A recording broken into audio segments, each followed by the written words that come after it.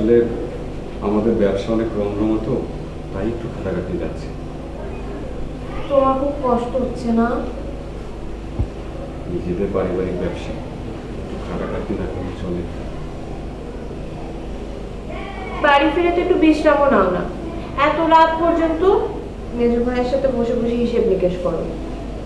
শোনো, মেজো ভাই হচ্ছে আমাদের বাড়ির পর, তাকে যদি হিসাব নিকাশ না দিই তাহলে হবে?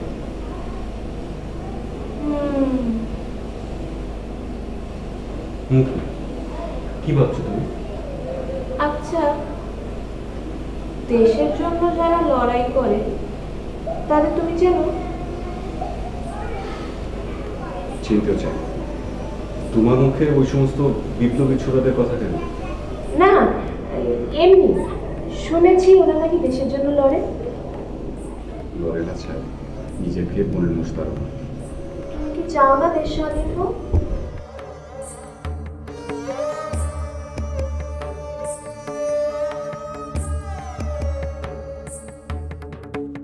তোমার মাথায় এই সমস্ত দেশ স্বাধীনের প্রত্যক্ষ থেকে ঢুকি, দেশের কি হলো না হলো তা নিয়ে আমার একদম মাথা ব্যথা।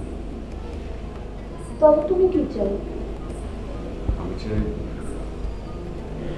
অনেক টাকা রোজগার, অনেক বড় লোক, তোমাকে নিয়ে সুখে থাকি। দেশের কি হলো না হলো তার থেকে বড় জরুরি বিষয় হলো আমার পরিবারের সুখ, নিজেদের খুশি।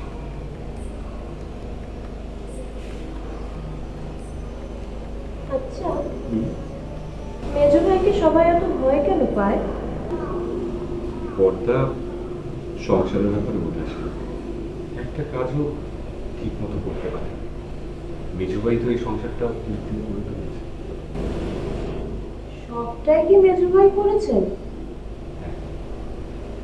বাবা মারা যাওয়ার পরে আমাদের সংসারটা প্রায় ডুবতে বসেছে। মেজুবাই হাল না ধরলে আমাদের সংসার তো প্রায় ভেসেই যেত। মেজুবাই তো এই সংসারটা হাল ধরে রেখেছে, কিন্তু আমাদের মেজুবাবের অবদান কিন্তু কম এই সংসারে। কি করে? এই দুঃসময়ে মেজুভাবি তার গহনাগুলো বিক্রি করে জমি নিজে দিয়েছে, আর সেই জমির উপর ভর করেই তো আমাদের ব্যবসা আজ এত বড়। তাই মেজুভাবির অবদান আমাদের সংসারে অনেক। বলতে পারো আমাদের সংসারের সমস্ত কিছু মেজুভাবিরই না। এজন্যই মেজো ভাবি টাকা নিলে টাকার হিসেব দিতে হয় না। মানে? না, কিছু না।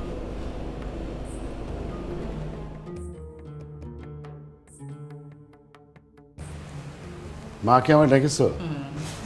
হ্যাঁ বড় খোকা, কতদিন তোর সঙ্গে